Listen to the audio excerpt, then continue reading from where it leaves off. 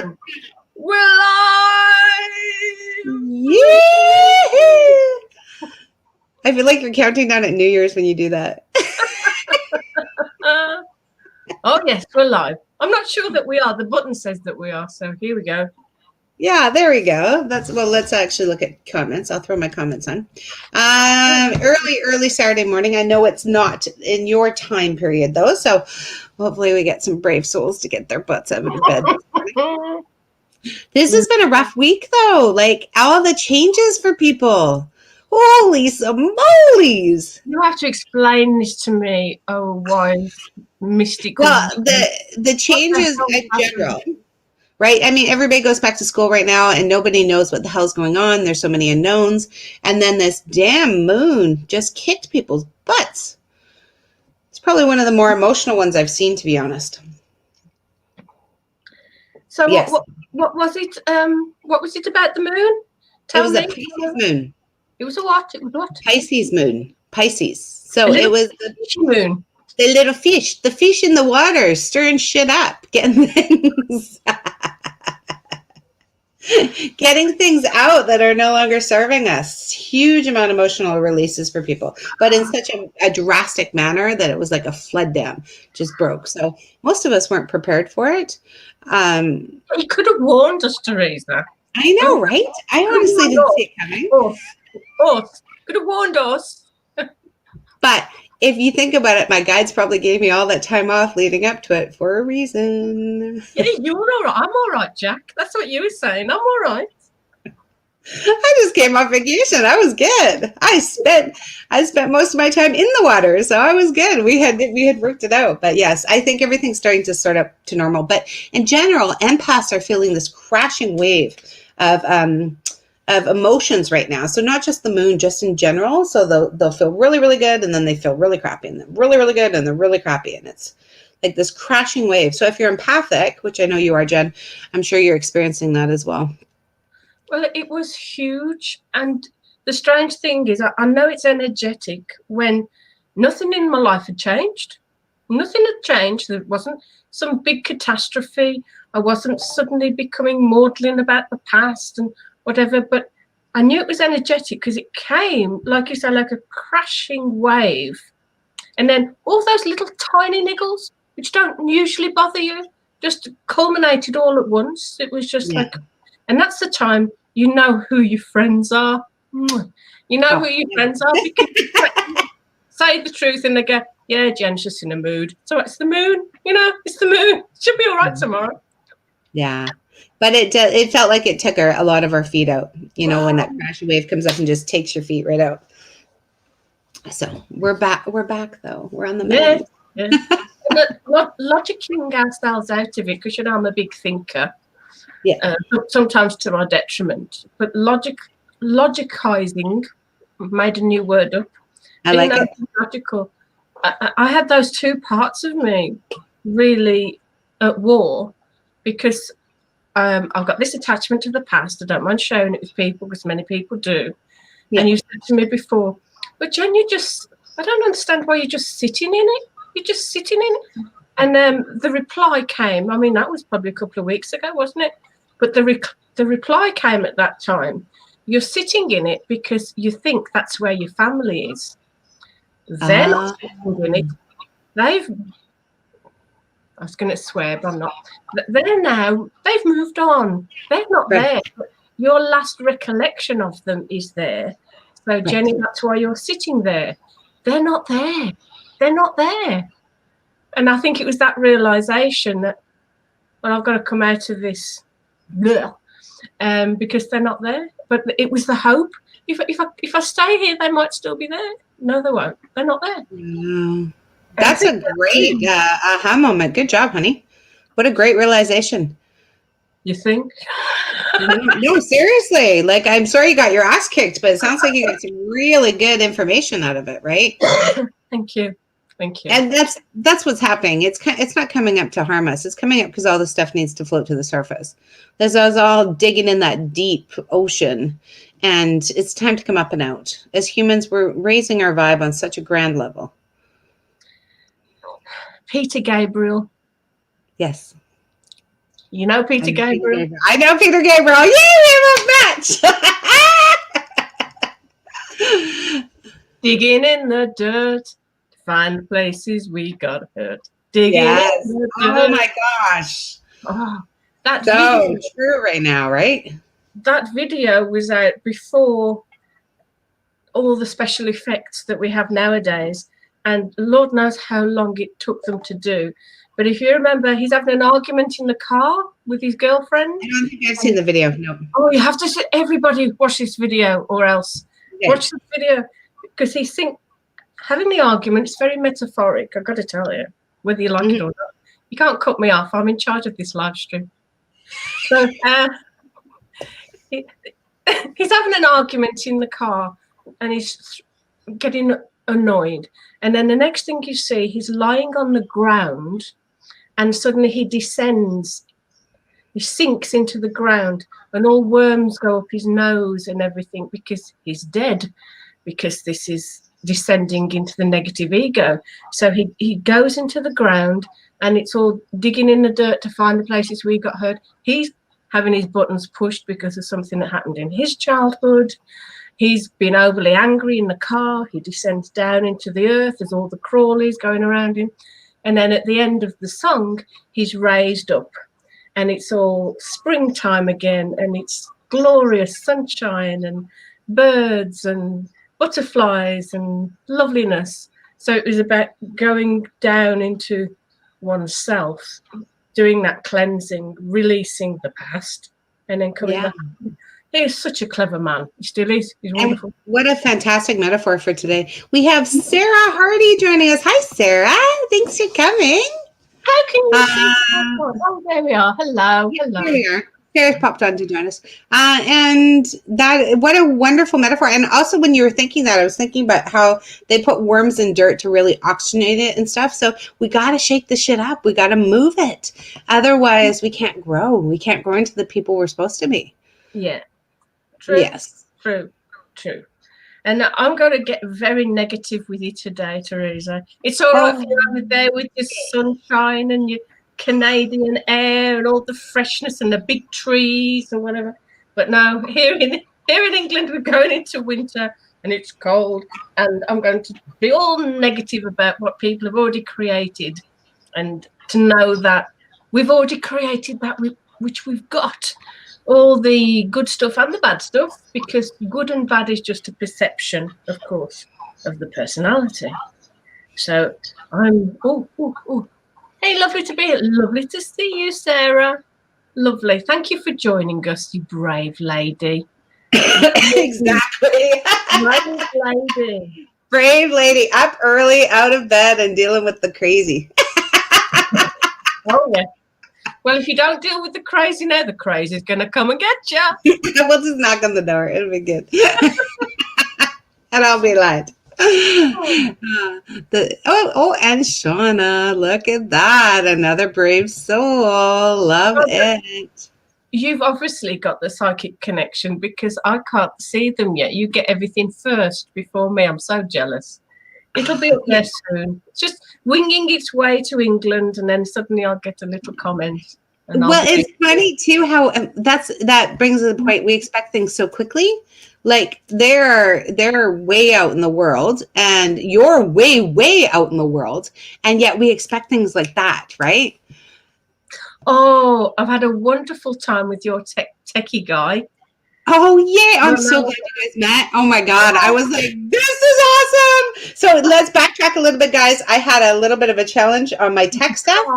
So my brilliant Hypnowoman and my brilliant tech guy are now working together to help up the skills here. So this is brilliant. Danny and I had a breakfast date, and it was kind of coincidence that you happened to be like, oh, I love that. Coincidence, my dear friend. We will learn there's no such thing as coincidences. Well, all I can say is that those are two very special ladies that are joining us today because of the coincidence. They're going to get all our attention. Nobody else joins. What a special time you're going to have. Oh, yes. Woohoo. Okay, cool. So we were talking about my tech guy. So you guys connected? Oh, yes. It's great when you connect with somebody over a problem, because you and I, we don't like machinery going wrong. And I know that machines are there to serve us. Right. And in a former life, I used to be a systems person on computers, and I turned into a trainer, and the rest is history. Though I do know about computers, and so when they don't go right as I expect them to, it kind of quite irritating. And obviously he doesn't know that I used to be in computers, so to speak. And so we had this kind of special connection because I understood perhaps a bit more than somebody who didn't know computing. And so all these ideas about cookies and clearing your browser and changing your tracking settings and stuff, I was just being all matter of fact. And what I love about techie guys and gals is that they see it as an adventure. They don't think, oh, damn, it's not working. They go, oh, that's interesting. Let's just tweak this little thing and let's just do that and let's just do this. Hey, what time is it in Canada? Oh, it's 4 o'clock in the morning. Never mind. Let's just get this sorted. It was 4 o'clock in the morning. That guy was working for you. Oh my God. Are really dedicated. You've got people and they're really dedicated. Well done. I really do have people. Thank you. That brings tears to my eyes, because seriously, that's how I pull off half the stuff I do, is because my helpers are just freaking spectacular. And they are more committed to helping people than even I am, to be honest, in some senses. Because 4 a.m., I would not have been up talking to you, baby. No. Yeah, and we were just sending videos back and forth, and I thought, well, we're protecting you from all this because I know you don't like it. I know you don't like it when technology.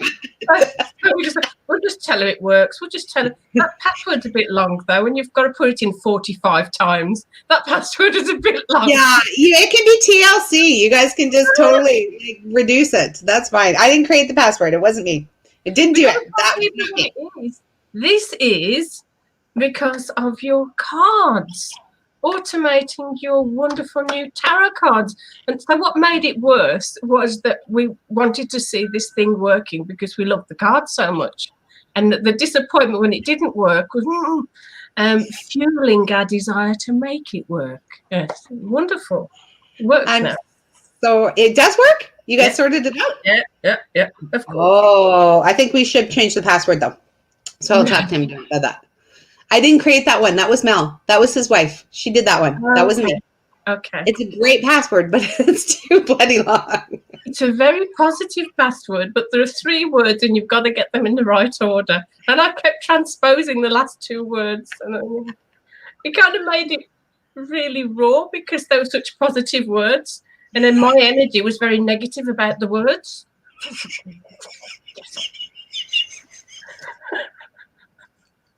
I've anchored those words. There's very interesting conversations with technical and I've never met. Oh my gosh, you guys are amazing. Thank you so much for taking such good care of me behind the scenes. I didn't even know I was being taken care of behind the scenes. That brings in a whole bunch of different things too, because I like your idea of making it an adventure when things go wrong. So if you're not manifesting exactly what you want in your life, instead of being pissed, let's make it an adventure. Let's find out how we can tweak it. How can we make it better? What needs to be twisted or adjusted or aligned to actually start? Yes, right? Like, let's pull this into the book. Let's read something.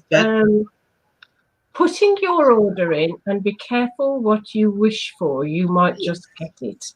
So I warned you I was going to be negative. It's what you do.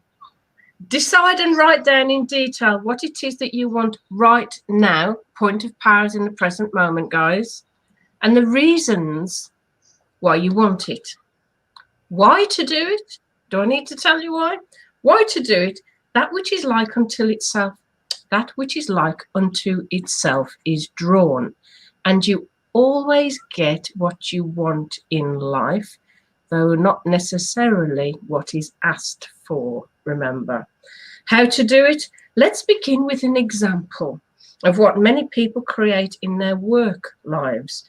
I thought we'd do that as well because it's a bit of a focus at the moment, people going back to work, etc. Even though this example is about work, This trial can be whatever your focus is upon: a relationship, health, family, home, etc. Notice that in these examples, maybe I'll just give you the one.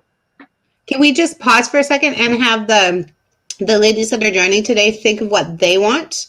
So Yes, instead of an example, we had promised to have some pretty specific things.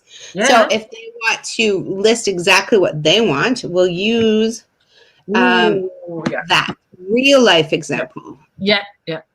Okay, so we'll give them about 5 minutes. You can keep reading the book, but I wanted to give them a chance to actually put themselves forward here, because there was a little bit of a promise of direct help to manifest what you want.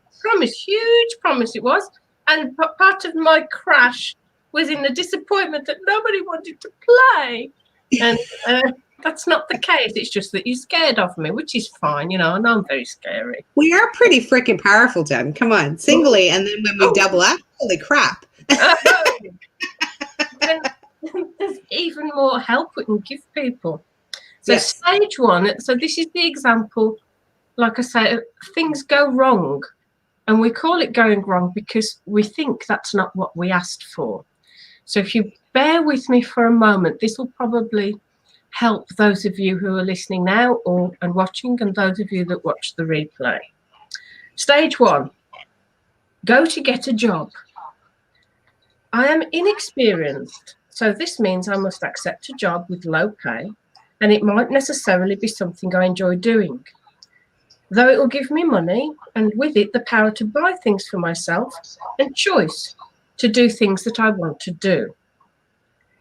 Notice that you excitedly found a job to do this for you, and at the time, this is all about time, at the time you were fulfilled and pleased with what you had created. So this is somebody or a stage in our own lives where we don't ask for that much because we don't think that we're going to get a brilliant job because we're not that experienced. So we get excited about actually having the job. The first job, we've got money. It's wonderful. Somebody's going to pay us just for being there. Stage two, had the job for a while. I've been doing and I'm going to stress certain words. The words are important. You can't read italics, so I'm going to give you the italics. Okay. With emphasis. I've been doing my unfulfilling job for a number of years, and if I work harder and put more hours in and take on more responsibility, I can get more money. And it progresses. I worked hard and I got promoted and discovered that the job is still unfulfilling and the more money is not really worth the extra responsibility and more hours I put in. Damn, we've all been there. Oh my goodness, have we have all been there. Well, that's what our belief system that's created by our environment usually, of course, but we add to it. We add to the juice as we go. We think we work harder, we put more hours in, we get promoted, we do this. We've put forth that direction. And then when we're actually doing that, working harder and putting more hours in, and then we start complaining. Stage three, can you guess stage three? Quit. I don't want to do this job anymore. I am overwhelmed by bills. So I stay here in this job that I hate. And at my age, I do not think I'll be able to get another job. I'm too old to start my own business. I've lots of good ideas about how I would like to be doing things that I enjoy, but I cannot because I have to work instead. I wish the day would go more quickly because I do not like what I do. It progresses. I stayed here and I feel overwhelmed by bills and too old and had lots of good ideas, and the days go so quickly and I do not like what I do, though I cannot do the things I enjoy. It's nearly Christmas again and the days just seem to go more quickly nowadays. But you see how the person, I mean, I'm exaggerating somewhat, not a lot, but not really. No. That's involved in this situation has manifested that I want the days to go more quickly, and then we complain about the days going more quickly. etc. So, do you want to know the solution? Do you want to know Yes. how You know what? Honestly, yes, please, because so many people are living this story, Jen. This is a brilliant example. Thank So you. many people are living this. Number one, develop awareness of the prophecies. Yes, the prophecies. You're so powerful. You're such powerful creators, and you don't know it. Develop awareness of the prophecies you make every day. In the above example, we could change the 3 stages to stage 1, go get a job. I am young and enthusiastic, and I want a job that will allow me to be creative and fulfilled with good pay. Stage 2, had the job for a while. I'm unfulfilled in my current job, so there must be something else for me that I find interesting and fulfilling and is well paid. I set out to find a new job. Isn't this what we want for our kids? Yeah, exactly. Right. Stage 3, I don't want to do this job anymore. I left my unfulfilling job and I feel eager to use my good ideas. I'm going to create my own business using all my abilities and talents and experience that I've gained over the years so that I can be doing more of what I enjoy. Can I pause this just for half a sec? I just like to honor that Tracy just popped on at the exact same time that statement applies to her. And Miss Sarah has been brave enough to share her goals. So we'll deal with that after you finished your chapter. So Brilliant. Tracy, I just wanted to pop on that you are exactly on time, sweetheart, and exactly where you're meant to be. Next. So you see, I've just redone those 3 stages from a different perspective. Hopefully, what our kids will be doing when we get annoyed that they want to leave the job that we think they were blessed to have in the first place. Do you know how many people are out of work? We're hoping that our children do this. So stage 2, notice that we are always creating what we want in life. Our actions, our inactions are based on what we believe to be true for ourselves. When we find that we would desperately prefer life to be different in some important way, this is our higher self's way of encouraging us to make that change. Yeah, when we get frustrated and annoyed, it's our higher self trying to point us in the right direction. Yes, so true, my friend. We often find we are talking ourselves out of it or allowing others to. If we think it may be tricky or inadvisable to make the necessary changes. Yeah, I mean, I've told you on our hypnotherapy course, if you remember, Teresa, when we did the stepping stones and had a school teacher who wanted to be a full-time Reiki master. And he just kept arguing with himself. And he was saying, I don't want to be a teacher anymore. I said, okay, don't be a teacher anymore. You don't understand, Jenny, I have to be a teacher. Oh, okay, you have to be a teacher. But I don't want to be a teacher, I want to be a Reiki master. Yeah, okay, be a Reiki master. But can't be a Reiki master because I need the money for... Yeah, okay then. And we all play that game. That is so true. We all have that argument. Sit down and really think what you want to happen in your life. So I'm talking to all of you. I'm talking to myself as well. What you really want to happen in your life. Create a picture, a feeling, a sound, and a vibration about it. This is anchoring the scene into your present day reality. You are making things tangible. What would you smell? What would you taste? What would you touch? How would life be different intrinsically? What would you see? What colour would this be? What sounds would be there? What would you, who would say what? Imagine people being fascinated that suddenly this thing has happened for you, or that they know that you're on the right track. This, remember, is not really about a job in the example given. This is about fulfillment and using one's time and abilities in a way that is productive and gets those bills paid. After all, the bills will still be there if the work we do is fulfilling or not. Allow it to be real for you so your higher self listens. I don't know about you, Teresa, but I do get this idea that this might be a bit woo-woo for some. That not for my group. You're not the only version of you. Right. And so there are so many different versions of you, and quite a few versions of you are asleep. And so they don't get the attention of your higher self. Right. And you put yourself in the lion's den, so to speak. When you put yourself out there, your higher self goes, "Oh, I better help you. Oh, you've got my attention now. Things are happening. Things are happening." That's when you seem to get the direction. Really Oh, I feel love that. what be different in you and around you when this manifests. Know that anything is possible. How would others react? And that's not always favourable, by the way.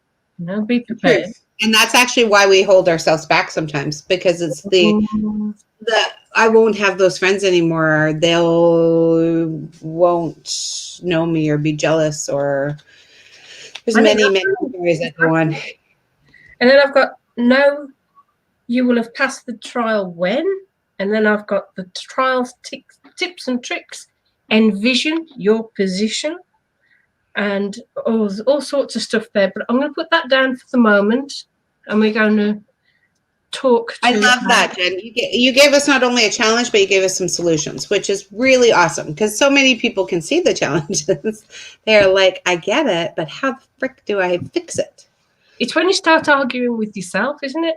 And then you've only got yourself to answer yourself. You think, actually, this really is nothing at all to do with anybody else. Although other people love you and they want the best for you, really, you are arguing with yourself about what you think you want. And you are getting what you want. And that is such a good point, and that's such a strong message that I've been receiving this week. When I channel for people, I channel the solutions. What you do with it is your business. All I do is show you the door. Walk through it or not. Right? As when we play free will and the personal argument with each other, with themselves, many people don't take the solutions. Well, actually, a lot of people take the solutions. But the ones that don't, that's their own inner battle going on. The fun thing is that eventually they come around, which is really great. So I'm consistent. But at the same time, it's not there's not a solution. It's when you're willing to accept it. Does that make sense? And at that moment when you're in the gap, I think, when somebody yes. or something has proposed a solution, and then you're fighting against yourself because you're having to do the processing, is what I think happens. Yes. So on a mental and emotional level, we're with ourselves doing the processing. A solution has been proposed, and yet we've got to take it on board and do the kind of ifing and ahhing and toing and froing and what if I did this and what if I did that, and they don't know this and they don't know that, and they want the best for me, but they've been so, why have they been like that? Do you want somebody to just sympathise with you so you can stay where you are? No, of course I don't want that. Well, and so there's a lot of processing that needs to go on, and it may just be that the person is looking at you like, yeah, I'll think about it. And you want something back. We all do. Well, I've given you the solution. Are you going to do it? Are you going to do it? Are you? Are you? I think I've left the cooker on. Oh, yeah. You worked for me. But that's a very crucial. I know we're laughing, and it is funny because we can look upon things, Teresa, that you and I have done in the past from our own experiences that we've talked about. It all seems so easy for us now, doesn't it? But at that time, and when I want other people to realise, because it's not that our time's over, we'll still have our challenges too. But if you're at that point where you want things to be different and somebody has proposed a solution and your negative ego is saying, they don't really understand. They don't not living my life. They don't know what I've got to cope with, and he wouldn't like it, and she wouldn't like it, and everybody wants me to stay where I am. And after what I'm going to do for money, it's all right for her. If you're at that stage, sit with it, as uncomfortable as it is, because the more people you ask, do you think I should do this? Well, I want you to be happy. Is it going to make you happy? I'm not sure it's going to make me happy. I don't know. The more people you ask, the more confused you're going to be. Whether people Yeah. want you to be happy or not, or want you to provide the same service to them as you always have, it's going to be tricky. And this is where, as I said earlier, you find out who your friends are and those that love you deeply, because regardless of what you do, even if they argue with you, they'll allow you to do it. And even if you do it and it doesn't work out and you come back to doing what you're doing at the moment, at least you benefit by the journey, and the people that you live with and are close to you can laugh with you about it and cry with you about it, but they've supported you. If you think it's going to make you happy, you say, you don't think I should do it. Of course you should do it if that's what you think. And then you realise, oh my goodness, it's all down to me. It's my responsibility to do it or not do it. But if you don't do it, shouldn't about it. I don't know if you just got it, but Shauna wants to know if you're in her head, because she is really feeling this vibe. Yeah. I think we're all in everybody's heads. I mean, we're all one. That's the first universal law. I know the universal laws get focused on the law of attraction because it has such a big impact on us. But the first, I don't know what order you put them in, Teresa, but the first universal law is everything is one. All is one. My first law is the law of vibration. Okay. It's just right? throw them all up. And because of course, right? And I just pick what I want. This is my life. Don't you know? My life at the moment. Yeah. If they have to be rules, then I'll pick which one goes first. Yeah. This is where rules don't apply. Sarah has shared something that is very aligned, actually. So if you want to read that, I think this is very much in your wheelhouse today, Jen. Okay. It's hard to say what I want because I feel like I know how to achieve my goals. Some goals I have set for myself are to be successful at quitting smoking. Well, we've just put that up on mastermind.com. Have a look. It's so easy. I know it doesn't seem easy, but it's a bodily addiction. Bodily addictions, because your body is your unconscious mind. Bodily addictions are quite easily overcome with processes that we do. And becoming more active and developing a routine. So what I want most in life right now is better health. I worry about my future and know it's something I need to work on. There's a difference between need and want. So bountiful creation, which is what we're doing, is beyond necessity and outside of chance. You see, needing to work on puts everything one step away. And so it puts it out of your hands in a sense, because that's going to happen after. And the point of power is in the present moment. So my question to you now is, worrying about your future and knowing it's something I need to work on, how about now? How about now? Because probably at the moment, if you put your camera on, probably at the moment you're not smoking. Or are you thinking, something I need to work on now? Tell me, are you smoking right now? She may be. Sarah, are you smoking? Are you smoking? Okay, give her a minute. It takes about 5 minutes for a delay to kick through. So tell you, if you're not inhaling smoke right now, you're not a smoker. Most smokers have put smoking at the identity level. So Sarah Hardy, at this moment, you are not a smoker, are you? So the question, and this is the big question to all you smokers out there, if you want to stop smoking, the question isn't, this is how the mind works, it isn't about stopping smoking, I want to stop smoking. No, it's why would you like to start again? Because you've already stopped. God, you're good. I feel like drop the mic.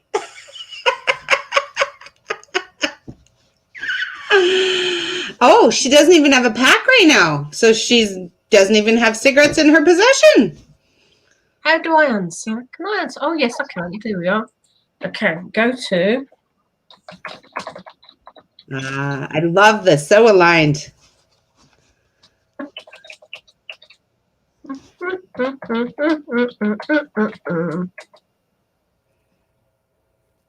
just dropped tea all over my keyboard.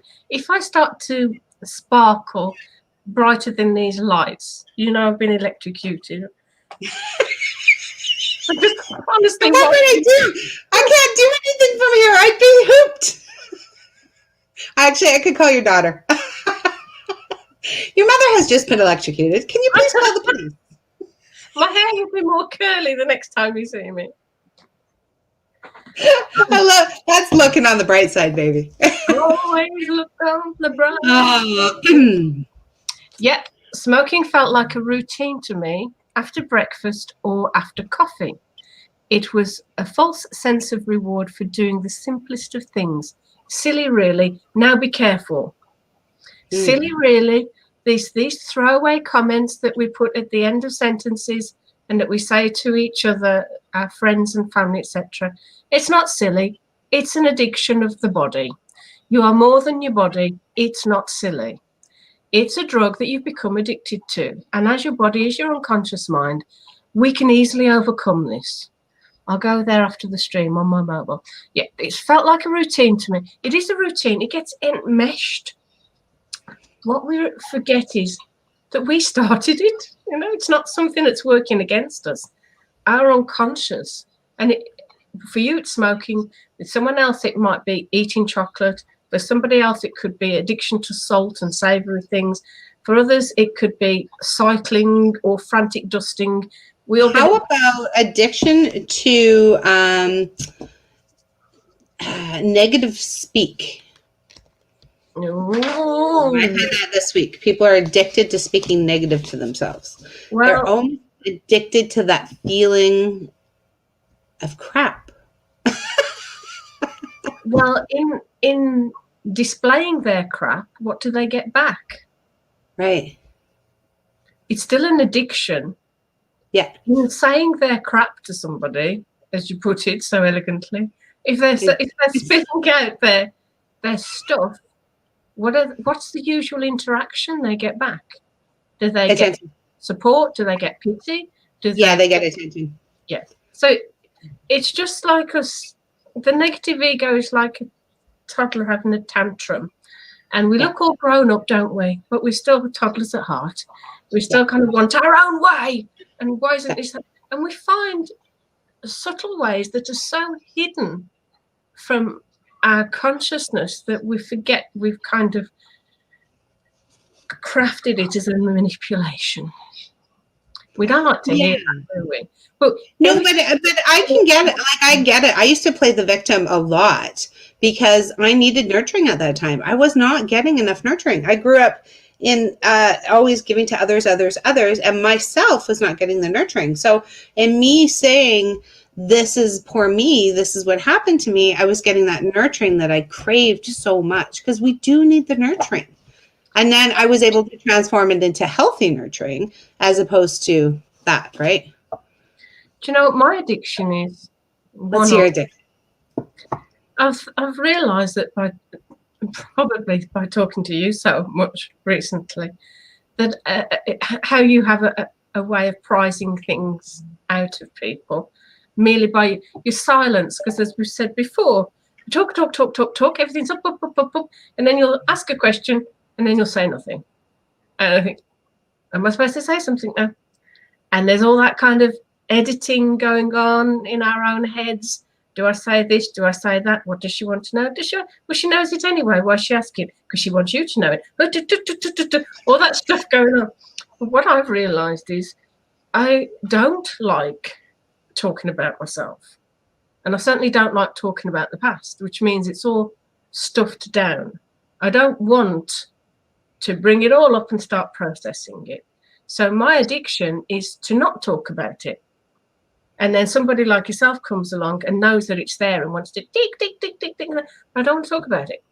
And maybe because I've done so many therapies for so many people over so many years that I don't really want to burden people by talking about it, but I know you wouldn't be burdened.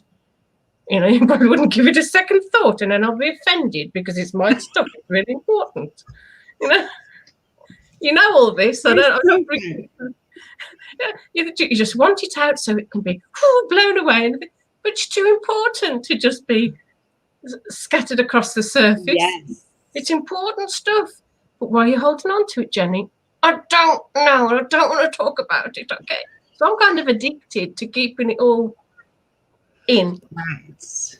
Whereas a lot of people, there's no wrongs or right here, but a lot of people will just be telling a story over and over again and getting different things, and then maybe not be feeling it as they're talking about it, because they're talking about it in a matter-of-fact way where there's no negative charge left. But there is a negative. Or they've not that deep. They haven't got to the deep of it. I find when people keep telling the same story over and over again, they're not actually digging it out. They're just giving you the surface. Yeah. And that's why it's not being actually released. And when you have somebody, when you keep repeating the same story and you're not getting a solution to it, it's because you're not actually getting to the guts. You're not really getting out that root, right? You're saying it because you want it. You know it needs to be healed. You know it needs to come up and out. So that's why you're constantly giving it attention. But when it's not being released, it's because it's not being pulled right into the actual layers, right?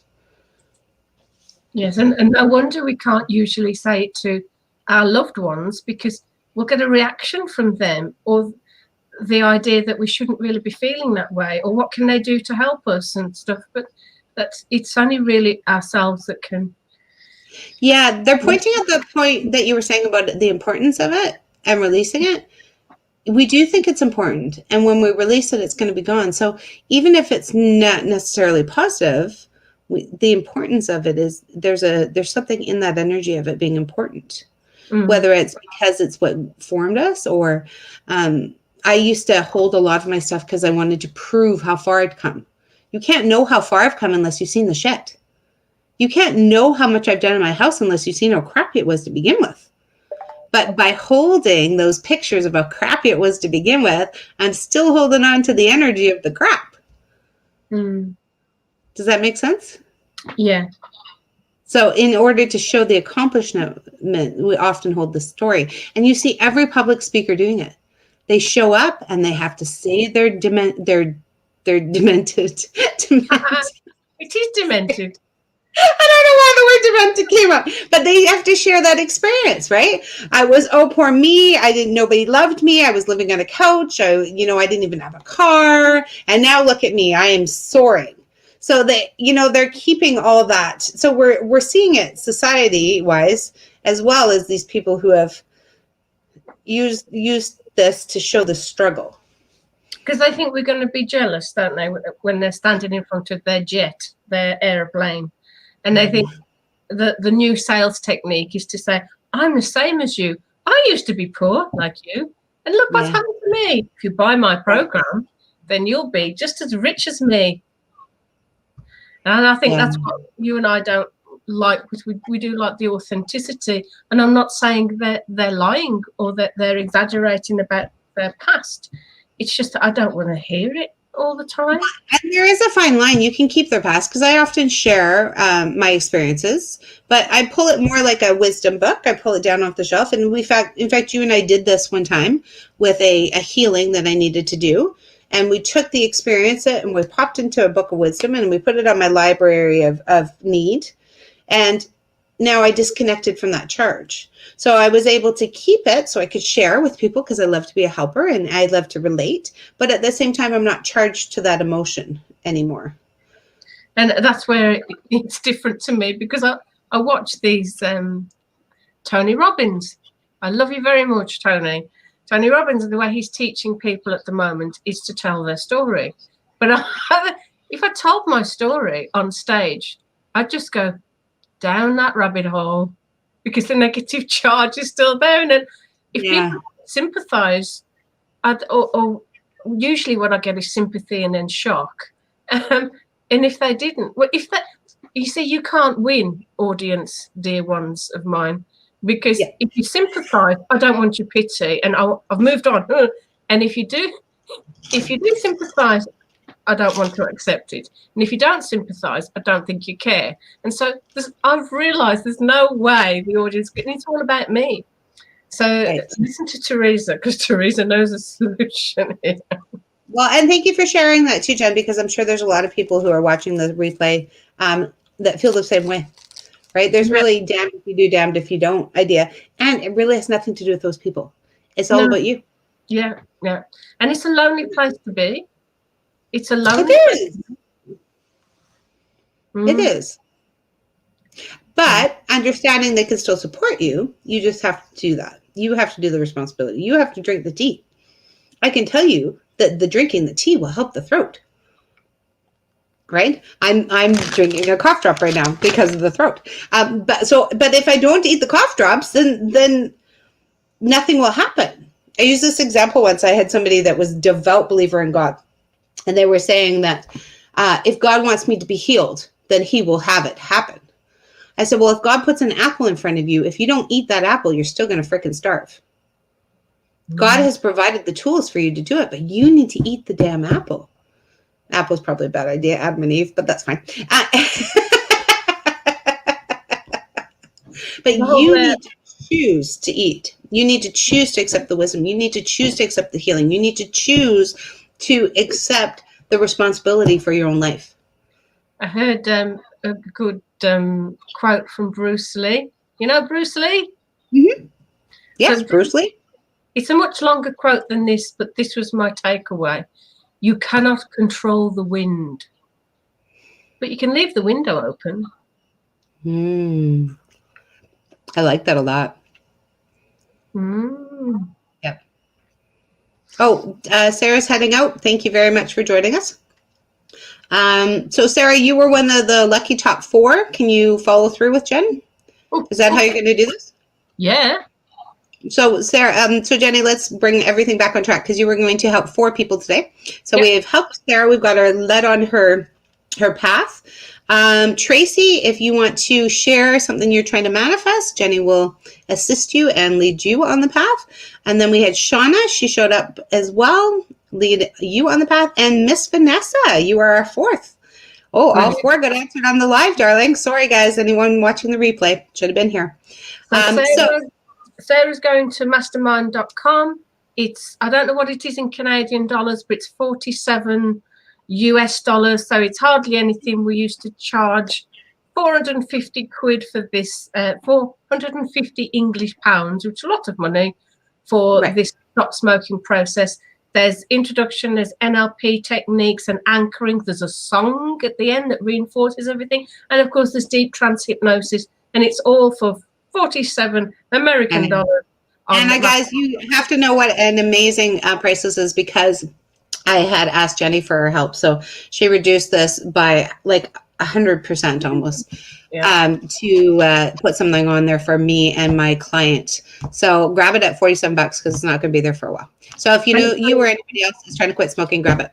But Tracy, Sarah, keep in touch with me.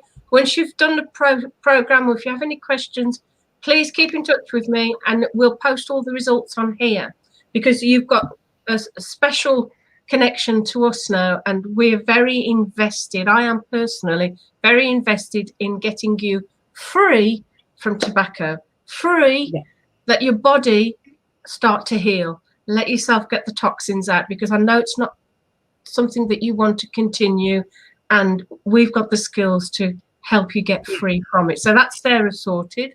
So Sarah, please make sure you tap into that. Just so you guys know, this session from Jenny, each session is $180 Canadian. So she's offering you one free. Take her up on it. If you jump on this bandwagon today, she's only doing it for people because she loves me, and also wants to create a huge impact on this page with me.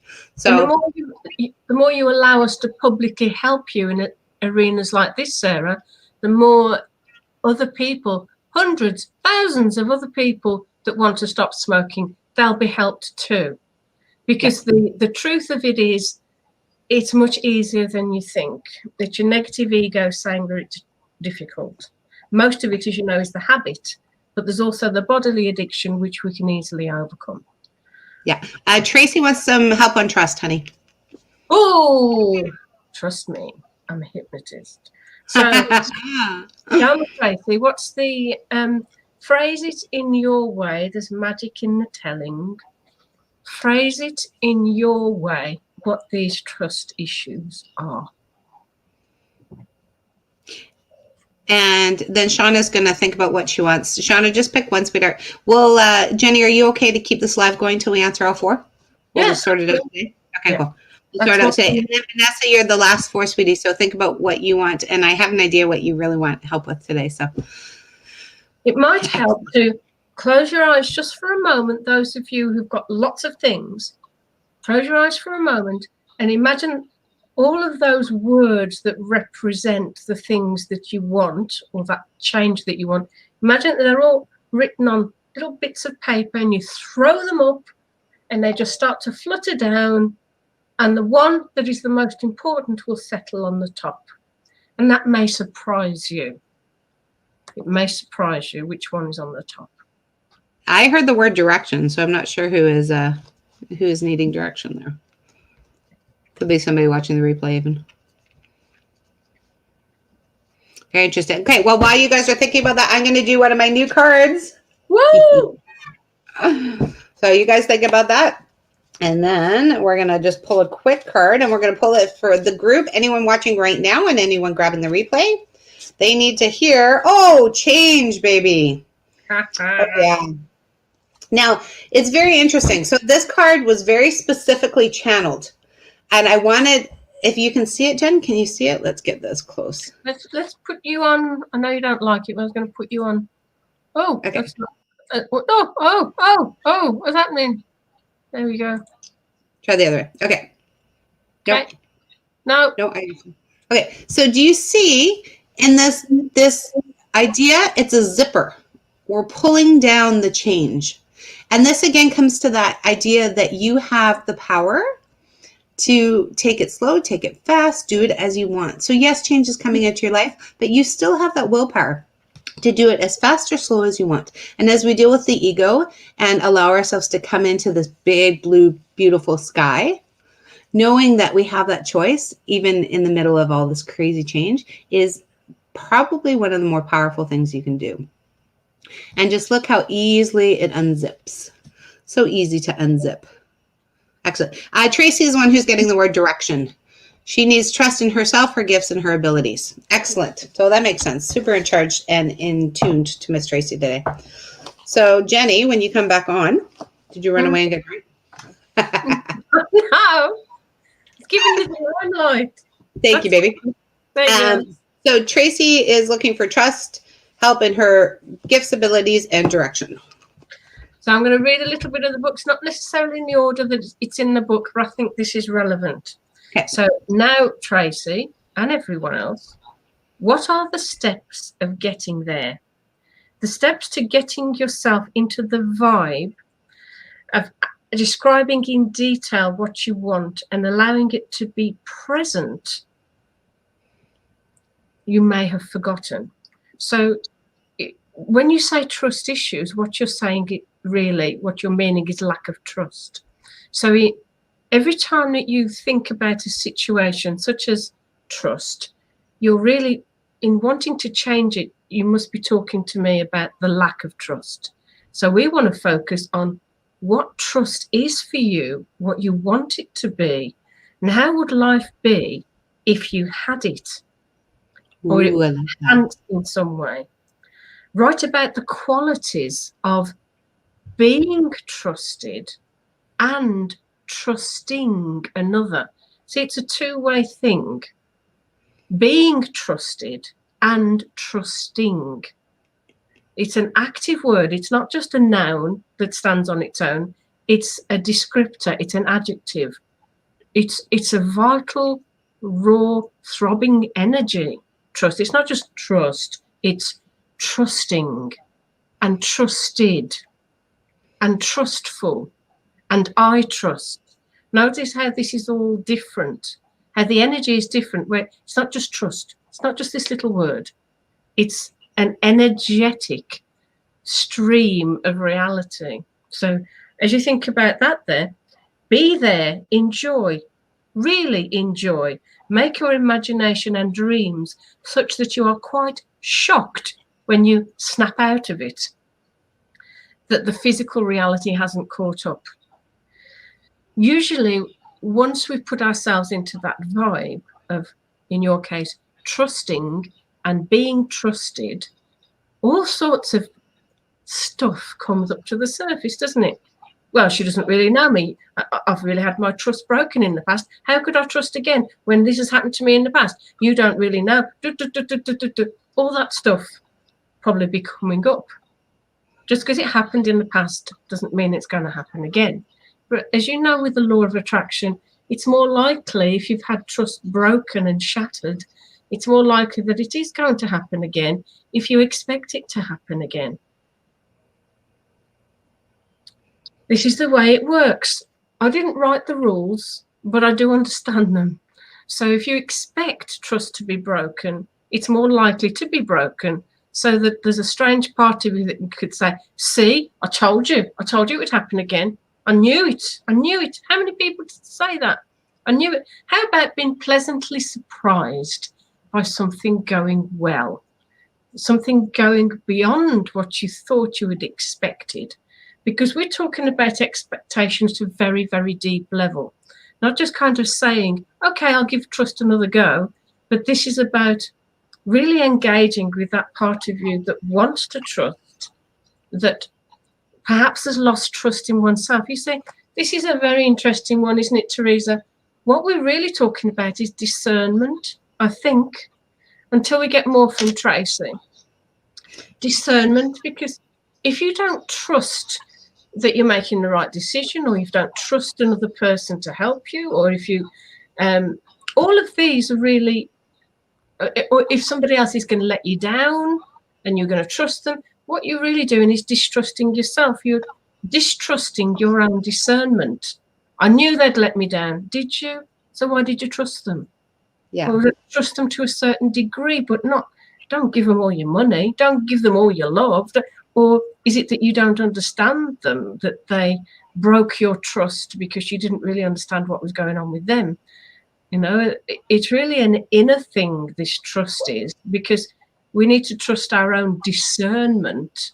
And I think that's what she's really speaking about. This is her own personal trust in herself. So if we're focusing, I'd say personal trust. Okay. You are exercising your imaginative creative muscle more consciously. You do it every time when you sleep. Time to put some energy into what you do want rather than what you don't want. So I think I really need Tracy so I can bring the linguistics into it, and so I know what those linguistics are going around in your head. What is your trust situation, Tracy?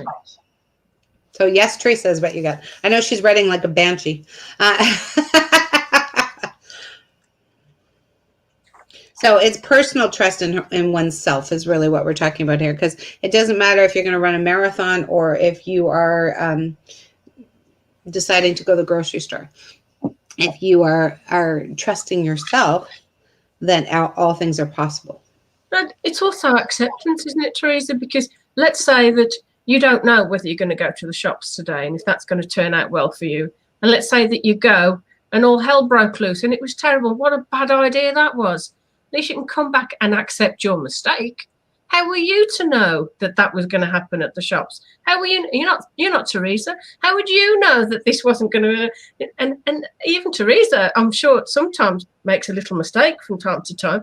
We can't be accountable for everybody else's responses, reactions, and etc. So we do the best that we can. Right. And you see how this leads to forgiveness. You know, forgiveness of others and forgiveness of the self is not about condoning behavior. It's about accepting, that some stuff happens. Some people, and even ourselves on occasion, we're in a bad place and we don't always make the best decisions. Though we work with what we've got and we accept that perhaps that wasn't the best thing to do at the time. But at that moment in time, at that red hot moment, I thought it was the best thing to do. And yet, when we look back down the timeline with all the knowledge that we have now, we think, why on earth did I do that? look at the mayhem that was caused because of what I did. But we're looking at it from this future perspective of that person we were in that timeline. And as Louise Hay says, you know, everybody's doing the best that they can with the information and resources they have at that time. It's time to forgive ourselves. It's time to forgive others because they did what they did and we did what we did with the best of intentions at that moment in time. We weren't to know what would ensue from that moment. And it's easy to look back and say, I shouldn't have done that. And it's easy to look forward and say, I don't think I should do this in case that happens. The most imaginative people are the ones that tie themselves up in knots, thinking of all the things that could happen because of their potential actions of the future. But trust, you know, it's a very fluid thing. It involves forgiveness and discernment. There's so much more involved in that tiny little word, trust. And certainly a big load of forgiveness, even about forgiving. How about your future self is forgiving you right now for not doing the things that you think you ought to do to give them the best possible future? You know, we can look at that. Really stretch the timeline. Tracy says, yes, trust is something for me too. This is very helpful, and it's trusting what is happening within me, my abilities, executing what needs to be done. Just do it and see what happens. That's easy, isn't it? You know, yeah. no trust. Just do it, baby. Just do it. Swallow it. Put your big boy panties on and get the hell in there. Okay, let's do Vanessa first. I have the tools and people available to me. I know what I need to do. I envision my end goals and think about them almost daily. However, I feel so stuck because of this constant negative self-talk. So it's discouraging and often makes me want to give up. This is with work and with personal relationships too. Give me an example of the negative self-talk. Let's turn that baby around. Okay. Tracy says, thank you so much. You're very welcome. Thank you, Tracy. I'm going to say you're welcome for Jenny. You're welcome. Very welcome. And trust is something you too. Yeah, you know, guys, thank you, Tracy, for bringing it up, because trust, in my personal opinion, is something that happens in layers. We don't give, if we're here to learn 20 degrees of trust, we don't get them all at once. It's about the level up. So Vanessa's biggest inner speak is you will never get there. Ooh, I like that. Great example, Vanessa. Okay, and Jenny, you are on. You will never get there. You'll never get there. Oh, how many of us have heard that? Penticton, this is, isn't it? Yeah. So if Teresa sent off to Penticton, she set off to Penticton. I love that, Penticton. You set off to Penticton, and you got halfway there, which was... I can't remember now. I think it was Hope. Let's go with Hope. So she got halfway to Penticton, which was Hope. And she got there and thought, gosh, it took a while to get here. There's no sign of this Penticton, this glorious land that I've been promised, with its perfect weather and its saltwater pools. And so I'll tell you what, I'll go back. I'll go back home. And then a few days later, oh, I really want to go to this Penticton. I'm going to go to Penticton. She goes to Penticton, gets halfway to Hope, thing. Do you know, I still can't see this place. I still don't believe it exists. I'm going to go back again. And then next year, she sets off. Hey, Tom, do you want to go to Penticton? Shall we give it another go? And they set off and they get to Hope. And they, no, still not here. And they come back again, not knowing that if they just push through and got there, so they might never, ever get to Penticton because they get to Hope, come back, get to Hope, come back, get to Hope, come back. And so it seems like a huge journey and they never get there. So it depends where there is, and to craft a way of knowing when you're there, because there will be there when you're there. When there is here, there'll be another there, and then you'll be here, and then there'll be another there, and then you'll be here. You see, life will just continue to be like this. You'll always have bigger and better dreams. And whenever you get to there, there'll be another there because you'll be here, if that makes sense. Or is this all gobbledygook? You know? No, that makes perfect sense. And then once I was in protection, I was thinking of my next. Yeah. Right? Satisfied. I mean, we get satisfied momentarily. Oh, this is great. Oh, look at this. Oh, oh, oh, oh. And then what more? What else is there? What else is there? Where can we go next? Do. And that's the nature of human beings. It's not a bad thing. You'll never get there. You'll never get there because there is always a step away. You are here. How do you want your here to be different in the present moment? I don't feel like I've gotten to the first there. And so we need to know what the first there is. Yes. And I think looking at it in steps. It's a lack of processing. I mean, Teresa, I really admire you. You're a huge planner. And so,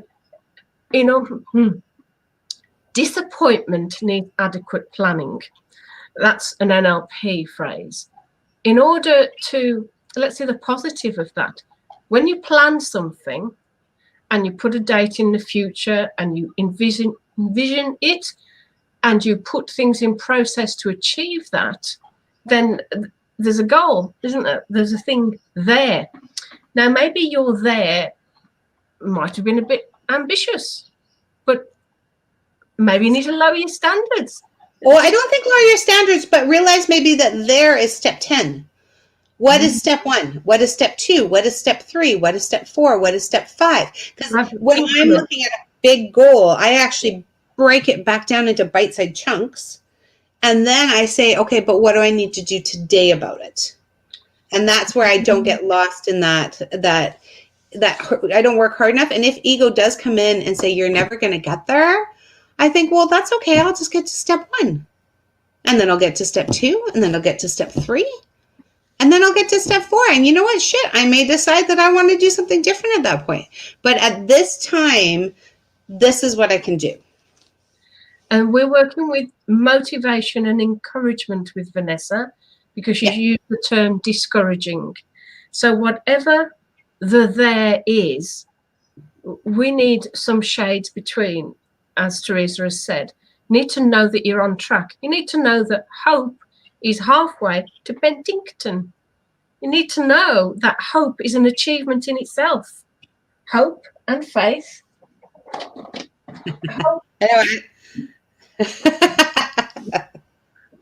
Hope and faith and a bit of love. You know, these are all steps along the way. They're steps along the way and they're things that we kind of take for granted. But is that helpful, Vanessa? Can you give us... She says she hasn't gotten to the first there, and that's what's so discouraging. I'm going to call bullshit. Well, we need to know what the there is.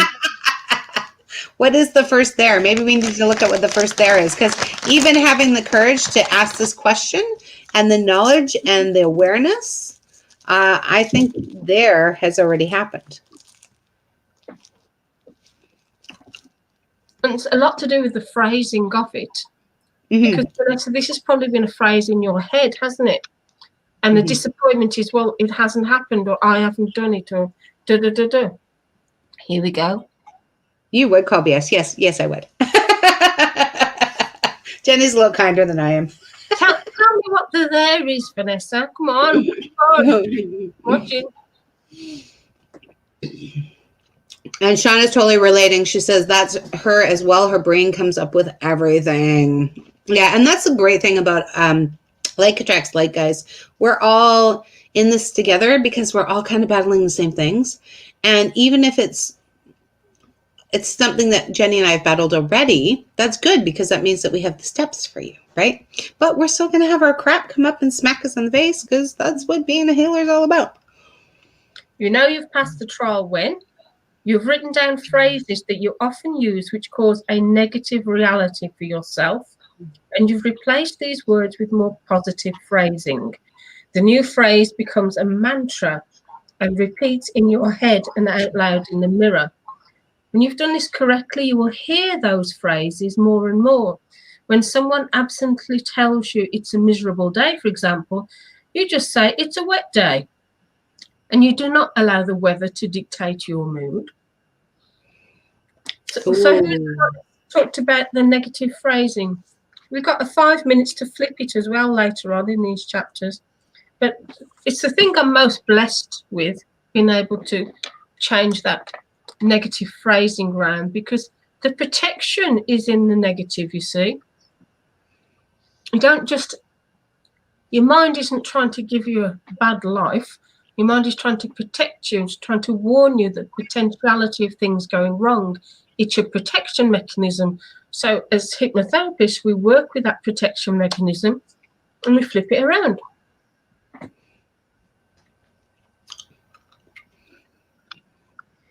Oh, successful, such a fluid thing. Yeah, it is.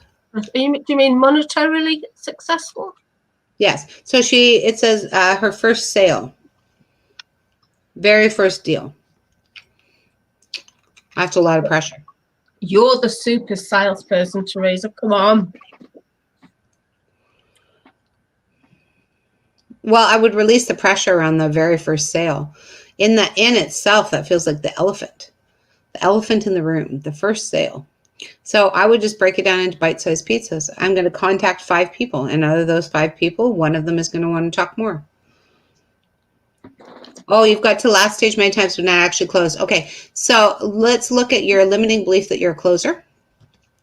Because I used to think that I was great at opening things, but never closing. And look at that envisioning thing again, I guess. Signing the contract, finishing the deal. And don't even worry about that actual closing part. Think about the after effect.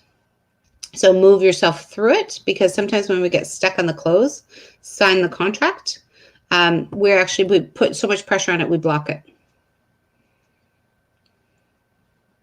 It's true that the thing that we want the most, so the more needy we get about something, the less it's likely to manifest. And so I'd practice with doing things that you know are easy to accomplish. Because as Teresa said, there's a lot of pressure surrounding this thing, but also it's useful. You may not like this, any of you, she says, with trepidation. You may not like this, but it's true that somebody is selling something that you're selling, and it's not as good as what it is, the thing that you're selling. And they don't deserve the money as much. And how dare they? And it's a fluke that they've got it, and they don't need it. Why should they have it and not you? You see, the law of attraction isn't a person. It's almost like electricity. It's a law of the universe. As far as God is concerned, everybody deserves. And yet you just got to freaking want it more then. You just got to want it more. Want, but not be needy. Right. Tricky. Very tricky. Bit of a sidestep, eh? Want, and don't know that you're worth it. That your thing is good. And the passion, I mean, what I most admire, I admire so many things about Teresa, but what I really do admire above all else in the selling field of Teresa is that she absolutely knows authentically and truthfully and energetically that what she does helps people and that you need it. And if you want it and that you're receptive and that you're going to exchange a certain amount of money for a certain amount of skill because you know you deserve it and that she can do it, and it all lines up, doesn't it? Okay, so she says, I'm so sorry, honey. In both jobs, I sell the best product in the market. I shouldn't be losing. I know in doTERRA, there's no competition. So take the frickin' competition out of things. It's not a matter of competition. It's a matter of aligning with the best client for you. So your love of competition is putting you in a race that you shouldn't be in. So I would look at the competition energy. Switch the competition energy.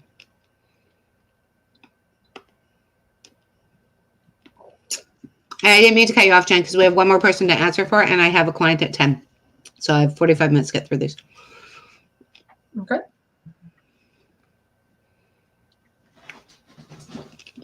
Can I mention something about competitors, though? What I've had to realise myself. As an author, when I put a book up, my book has to be in the same genre of other people that are successful who are selling similar books. And you might think, as an author, I want to write the book, a completely different book to everybody. Well, you won't be found, because your competitors, the people that you're in that vibe with, that are already successful and selling, can be your best teachers. And for you to think that your thing is much better than their thing kind of separates you energetically from those that are selling in that genre. So I'm taking it out of your situation, Vanessa, and I'm just putting in, if you want to be as successful as them, or if you're worried about them being better than you, and you know that you are either better than them or the same, we are better than, our product is better than some products and worse than others. That's the way life is. We're always going to find people who are better at some things and we're worse at other things, and we know what our skills are, but you've got a product that you know is of equal merit, shall we say, to that of your competitors. But as Teresa said, because you're feeling that they should be buying mine, I shouldn't be losing. The energies in the word shouldn't. If we turn shouldn't to couldn't, and we turn that around completely, there is no reason why I should not be selling, rather than there is no reason I should be losing. There is no, then is there a reason? Let's explore. You can explore in your own mind, but there must be a reason somewhere that is unknown to me at this moment in time. There must be some reason that my thing isn't selling. I wonder if I look more closely at my competitors and allowed them to be my teachers in a sense, and echoed some ways that they're doing things, I wonder if that will help me, rather than they should buy mine and not theirs. You see how that's different? Mm-hmm. And also looking at it went to them last time, do it different this time as you walk in. Yeah, that I'm very close to the hurt energy that you're feeling, Vanessa, because you know that your thing is probably much better than many others that are selling. And for example, when people buy a book, they've bought the book, they'll probably never open it, but they've had the sale and I haven't. My book's better than their book, though the person that's looking on Amazon for the books doesn't know what your book is. They're judging the book by the cover. And they don't know, they might not even use the product that they've bought. And so this is very surface stuff. When people look at your product, they're looking at what your representation of it is, and they don't know the detail of it. And it's up to your passion. Like Teresa, it's up to your passion for you to know this is going to change your life. It's going to be of such good service to you. I really want you to have this. Yes, it costs money. It's so worth it. Please take it with love, because it could change your life. You don't want it? Okay, then I'll go and see if anybody else wants it. You know, It's a different energy, Vanessa. Totally different. And honestly, it's a balancing act, and it changes with every single person you talk to. And if it wasn't, then everyone would be doing it at $1 million level. So as you find which way it aligns with you, that is part of the love. That's part of the joy. And that is honestly part of the addiction when you get there. When I sell a course in 24 hours, dude, I'm like, damn, it feels so good. But the next time I do it, I can't be focusing on that selling out in 24 hours or I won't reach it. It's kind of like you have to tuck it and then just love it if it comes. And Vanessa has just said, thank you, ladies. That was fantastic. Oh, you're so welcome. Woohoo. Okay, now, Shauna, what do you got? Shauna's got... Shauna. Go back up. What does Shauna say? Self-love. Oh, thank you, darling. This is a great one to bring up today. I want to be able to be happy and content and have good relationships, but my own ego gets in the way. I feel guilty by doing things for myself. That's a similar story to a lot of us. I'm going to put the link on selfish or self-referenced. We've got a wonderful free YouTube video. So if you keep them entertained for a second, I'm just going to put the link. I'll say hi to Lisa. Good morning, Miss Lisa. You kind of got lost in the rants there. So thank you for joining us as well. And anyone else who's watching the replay, thank you for joining and showing up and just being in space, holding space. And if you do have any questions outside of this, just drop us a line. Drop us a line. We love to connect. I don't know why I became Irish today.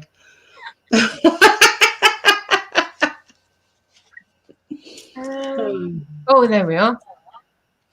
So the card is make a wish, guys. It's wonderful to do all these strategies, but the energy of wishing is so freaking powerful and amazing. It's something we do as children. We just make a wish. There's no pressure. There's no strategy. There's no stamina. There's no competition. We just made a wish. So having this beautiful wishing energy today, I think is very appropriate. So make a wish on what you want to bring in your life, and then allow the universe to bring it back to you. And Jennie has sent, this is about self-love, honey? Yes. It's dealing with the linguistics of what's the difference between selfish and self-referenced.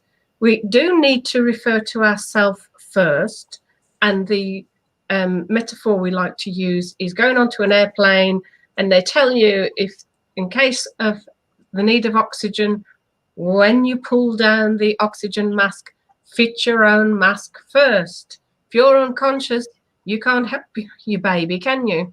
And so you need to look after yourself first. I mean, Teresa, this is a big one, isn't it, for people in the helping professions and the healing profession? Yeah. A big one.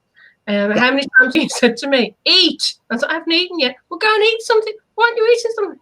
Oh, I don't know. Go just. So we do have to look after ourselves first. And then we've got more energy and ability to help others. And that's not being selfish, is it? What is it about what you're talking about, Shana, that makes you feel selfish? Is it an upbringing thing? You're supposed to be helping. Are you not Are you really a horrible person? Don't you help anybody? Are you really selfish? Are you? NLP will say, first of all, is it true? And secondly, is it useful? Are you selfish? And if you are selfish, is it useful to continue to keep being selfish in this way? Yeah. Answer those questions. Right. Those are brilliant questions to pose for yourself, actually. Because people think, even if you answered the question, yes, I'm selfish. Well, you're not supposed to change because it's being quite useful to you. It's actually quite helping you out. There's a difference between selfish and being harmful to others, you know, working to others' detriment. I mean, one answer to it, which wouldn't be well received, but yes, I am selfish, and you ought to be too. You ought to be a bit more selfish and look after yourself. We're both. Are you kidding? I have a whole business that says that. If I'm selfish, you don't have to look after me. If I'm selfish, we can just enjoy our time together because you don't have to worry whether I've eaten or not. You might be tired of saying, oh, has Jennie had enough to eat? But I don't know. You know, what sort of responsibility is that to put onto somebody else? If you're not selfish, you're putting your responsibilities that you ought to have for your physical, emotional, and spiritual self onto somebody else. And maybe that's becoming a bit of a burden for them.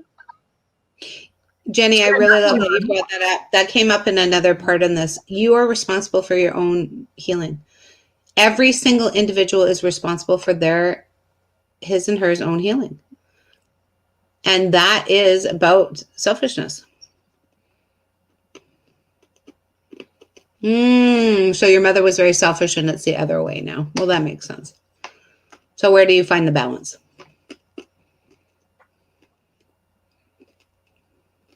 Did you get it? Oh, she sent a message. Yeah. I'm not selfish. Good. Maybe I need to be. But my mother was very selfish, and I want more for my girl than it's taken over. I'm going to stay with the mother for a minute because parental influence is huge for all of us, isn't it? And the selfishness, what you're saying is, I reflect back on my time with my mother, and I've decided I will do anything I possibly can to not be like her. And when we do that, we swing the other way. The pendulum swings the other way. And there's quite a few bully issues I've dealt with children. And sometimes the parents turn their child into the bully at school because they don't want them to be bullied, because they were bullied at school. So they make their child very resilient. You're not going to take any crap. Don't let anybody walk all over you. And they don't know that they've created the bully in their child. And those parents that I've had where they've realized, oh my goodness, I created a bully. Because we see the child that is bullied, and then we go and see the child that has been doing the bullying. And a child that's doing the bullying doesn't think they're doing anything wrong. That's how they've been brought up. So sometimes by not wanting to be one way, I don't want to be selfish, I don't want to be like my mother, I don't want to be like my father, we actually kind of go too far the other way. And as Teresa says, it's coming into balance. You are 50% DNA your father, you are 50% DNA your mother, and you've had the upbringing of one or other or both of them, certainly a genetic influence as well. And so you chose to be born to them for some reason. Come on, Teresa, you put your hand up. I just got to say that sometimes we spend so much energy trying not to be selfish, we actually are being selfish. So instead of just taking that energy and taking care of ourselves, we're taking all that energy focusing on not being selfish and not giving the proper care to our kids. Because what you were saying actually very brought up what a couple that I'd worked with in the past, and they had spent so much time worrying about what not to be. They'd wasted all their energy, and their kid was completely left to the side because they had nothing left anyways. They were just working so hard about what not to be. They had nothing left in the end for energy. They had nothing left because you only have like a certain amount of energy. If you have 100 grams of energy and you have, Shauna has a lot of kids, so they only had one, but they had spent so much time with each other and battling and wasting this energy about what they didn't want to be, the kid got left out anyways. Right? So just dealing with it, acknowledging you're not your mother. How can I show up in the best way to be the best mother to these kids, to be the best individual woman to myself? That all of a sudden makes that energy so much more effective. And Shauna, we need to do some mirror work. Yes. Oh, Shauna, way to go, baby. You just stepped in it. Jennie and I have been talking about mirror work for a long time. Thank you for bringing that into the energy. Shauna, when I look at my face here, on the camera, on the screen, I mean, since I've been working with Teresa, I've seen myself a lot, and I see expressions on my face that I would never see in the mirror. And because I see those expressions, I see my mother, I see my father, I see my sister, and I see my brother. And as I get older and I catch myself in a shop window, I think, oh, that's my sister. And I love them all dearly. They kind of didn't want me to be around anymore, which is very hurtful to me. And it's all my stuff, blah, blah, blah, that past that we've been thinking about. But I actually, regardless of my past and how things have turned out, I got over that quite early on by seeing these expressions on my face, because I'm very much like the family resemblance of my brother and sister. And it forced me, if you like, just by seeing my face like this and seeing these expressions, it's forced me to acknowledge and forgive myself and how I've acted and how they've behaved as well. So as you're talking, Shauna, in this way, you're helping me as well, because it kind of took me by surprise. I'd look on these cameras and think, oh gosh, that's my sister. Oh, no, it's me. Oh, it's my brother. When I look in that particular way and I do this, and then memories attached to certain situations, not pleasant memories. I've had to balance them with the pleasant memories, because there's always pleasant memories as well. I know you're not thinking that perhaps with your mother, but there will be. Unconsciously, you've probably covered them up and deleted them, etc. There will be moments where there was good engagement. And I know that's hard to accept sometimes when things have kind of gone to pot. But you're all in there, you know. Your great grandmother's nose is sitting on your face, and that's for a reason. That's for a reason. You know, we are all connected. Though certainly in families, there are traits, there are expressions, um, expressions of thought and expressions on our faces, and there's all sorts of things going on which kind of remind us of our connections. And it's important, I think, Shana, that we do some mirror work with you. Yeah, can we do, I think we might have to do a follow-up on this. But for now, you can look in the mirror and say, I love you and the you want to be. And the you are meant to be. Only three. Only three? She's got 3 kids. She's got 3 kids and rarely sees the oldest, which I got a chance to connect with, actually, the oldest, and she is a fabulous young lady. Absolutely fabulous young lady. So you're doing okay, Miss Shauna. But we do need to address this, and maybe releasing the old story of I don't want to be selfish and just taking something in this moment to help you be the best you could be and show up being the best mommy you could be. It sounds like there's a lot of mother wound healing that needs to be done there as well. So doing the best you can with what you have. I really love how you've uncovered that, though, both of you, and that Shana has recognised that idea of being selfish was linked to the mom and to the past and preconceptions and behaviour that's long gone, but still has an echo within us. Of course, we carry our past with us everywhere we go, and so it's a reminder that there are things that need to be dealt with and released.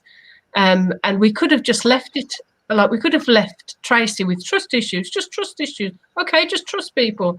We could have left Shana with, you just got to work on being self-referenced. It's not about being selfish.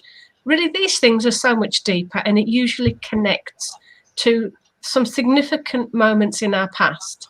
Shana with your mom, and Tracy probably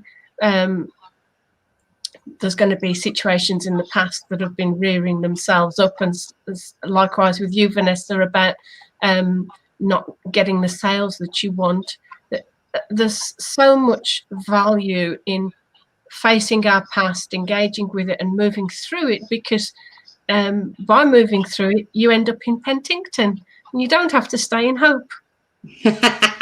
Okay, I'm sorry. I love you all. I need to prepare for my next session. But it sounds like all 4 people will benefit from your mirror course. Jenny, please let us know where and when we can sign up for it, the cost and the duration. I know you're still in midst work, but we're all anxiously awaiting that link. And so if you could share it here, that would be awesome. Thank you so very, very much, everyone who joined. Shauna said it was the middle that I got to meet. Well, she was fantastic, and I'll meet them all because I'm excited. I like all your girls. Yeah, so this was very, very powerful. Jenny, thank you for taking the time to specialize and give everybody a little bit of your personal time and energy and beautiful, extreme knowledge. I really appreciate you. I'm thinking of putting the 2020 version of the Louise Hay course up on mastermind.com. And that includes mirror work. And I wonder if people are interested, just leave a little comment, and then I can do that probably today if people want that. So I've put the Stop Smoking up there, and we've got the NLP course, the big NLP diploma and hypnotherapy up there. But maybe it will be good to put a Louise Hay course up there. Lovely. The affirmation. Yeah. Yes, do you need Philony? I'm in. Post it as soon as you get it on. We will share it with the crew. Okay. And thank you all that showed up. Time to shine. Thank you so much. Love you both. For sure would be interested. Tracy's on top of it. She's on it. Okay. So this was an incredible episode. We will be here again next Saturday. Jen, do you have time? Can we do it next Saturday? Same time? Same time? Same bat time? Same bat channel? I have to tell you what. Remember that? Same bad time, same bad channel. We'll see you next Saturday, folks. I love you all. Shine like the gorgeous goddesses you were meant to be. I am here for you if you need support doing that. And so is my lovely friend, Miss Hypnowoman here. Okay, that's it, Jen. That's your idea to end the broadcast. Next time it's trial 7, the plight of insight. Why doesn't my higher self just tell me? Why is it got to speak in metaphors? Why don't they just tell me? Yeah, so that'll be a good one. That'll be a great one. Okay, we'll see you all next week, guys. Love you all. Bye.